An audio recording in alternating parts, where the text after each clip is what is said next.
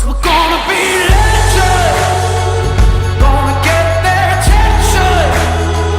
What we're doing here ain't just scary, it's about to be legendary. What's up, guys? I wanted to do a quick video, not your usual vlog today, but still considered a vlog, I guess. But I wanted to do a quick video to show you guys the formula that I used when I started my journey to figure out my macros. My wife is the one that figured out my macros. She's the one that found the vlogger that taught us the formula. She did the formula for me before I even understood really what this was. And then she's the one that figured out my number. And then for about a year straight, I followed her number accordingly.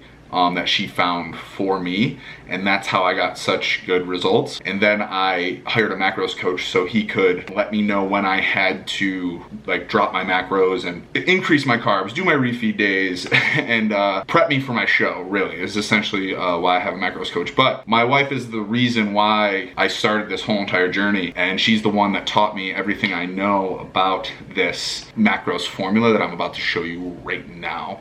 So bear with me, I'm not the best teacher, but I will try to explain this the best I can for you. What you want to do is we're going to base this all off of a 200-pound person, because it's an easy number, and that's what I started my weight as. So I'm going to write 200 in my handy dandy whiteboard.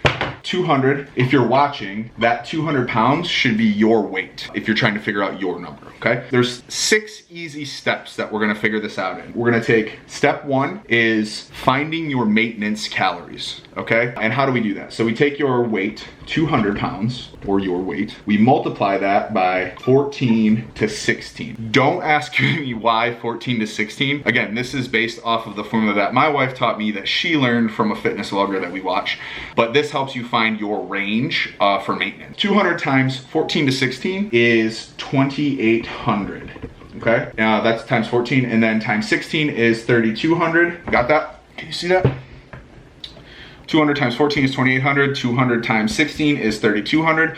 We are gonna go smack dab in the middle of that at 3,000 and call that our maintenance for right now. Boom. So now we have our maintenance calories. This is how you find out if you wanna be in a deficit or a surplus. So if you're going for weight loss, this is what we'd like to do. Step 2, find your actual number. So 3,000, let's say we wanna lose weight. Let's do minus 500 calories off that, right? 2,500 calories is our actual number. That's step 2, right? Step 3. Step 3, what we're gonna do is find our protein and our fat. Now that we have our calories for the day that we're gonna base this whole entire diet and everything off of. So how you find your protein is you base that off of your body weight times 0.8 to 0.12 grams of protein. Just for conversation's sake, we'll just do it at 1 gram. Okay, 200 pounds times 1, and now we have 200 grams of protein. 200 grams of protein. So boom, we have our first number. We have protein. The number we're gonna try to hit every single day, 200 grams of protein. Now we can find our fat. So how do you find your fat? The number you multiply it by, again,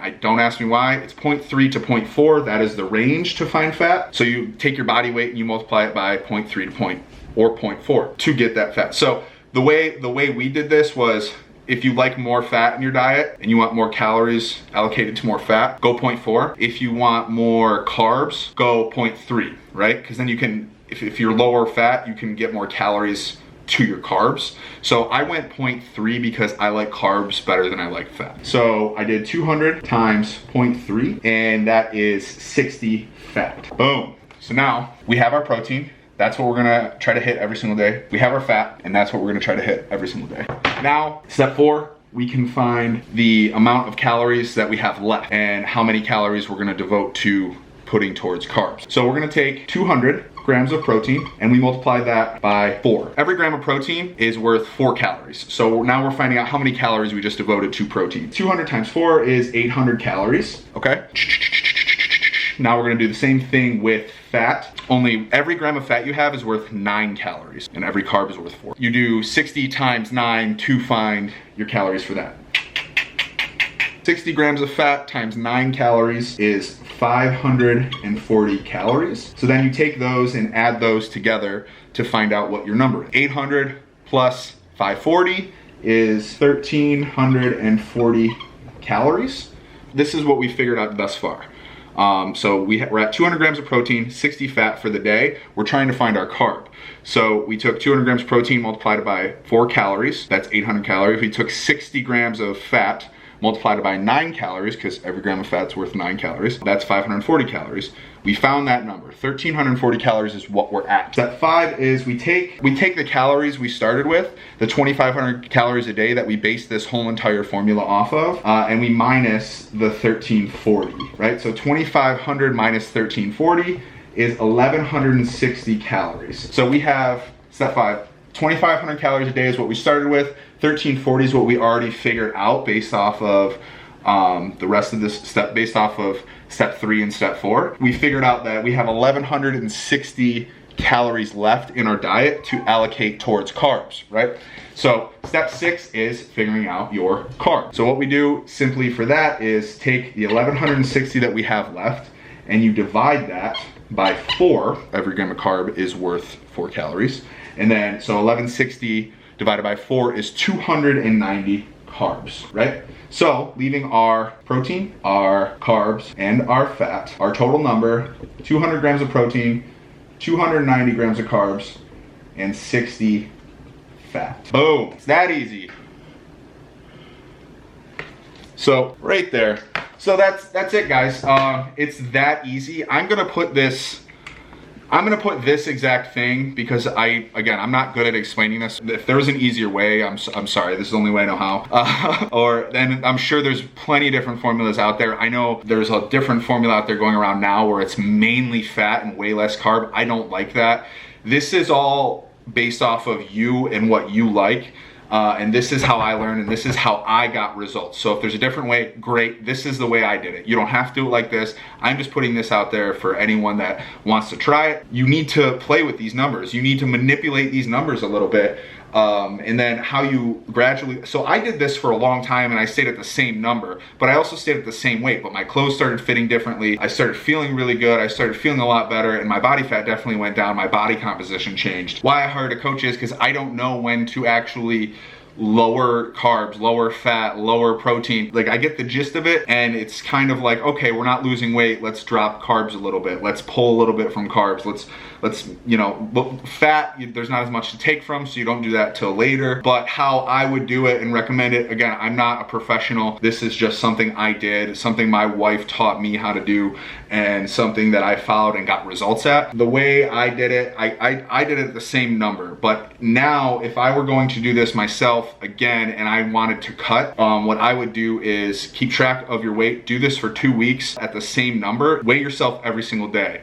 If you don't get results, if you don't start losing weight in that 2 weeks, it's fine. It's gonna take a while, guys. It's a process. So even if you hit these numbers every single day for a month straight and don't lose a pound, your body's still gonna change. Your clothes are still gonna fit differently. You're gonna look different, and you're gonna notice a difference even if the scale's not moving. What I would do is do that for 2 weeks straight, hit these numbers every single day, hit your numbers, and then if the scale is not moving and you're really desperately trying to get it to go down, start slowly taking away, like take away 10 grams of carbs. Do that number for a week. You need to make sure you're weighing yourself every single day and you're logging it, so that way you can go back and compare. Weigh yourself every day, take the average for that week. Weigh yourself every day for week 2. If this number's not lower on week 2, then you, on week 3, you lower your carbs 10 grams. Then at the end of week 3, you take the average from that and compare it to the previous week. It's all math. Like, this is the only thing I use math for in my life. But it's good, guys. I promise. Do this. I will preach macros to the day I die. I love this. I'm never gonna not count. It just makes sense. Like, I was telling someone the other day, I was like, if you're not counting, how are you, there's no way to keep track. Some people's bodies don't need it, but I'd say 95% of people should be counting their macros. Like, picture a cup of water. If you have a cup of water and you fill up the cup of water to the top, and you just keep filling it and filling it and filling it, it's gonna overflow, right?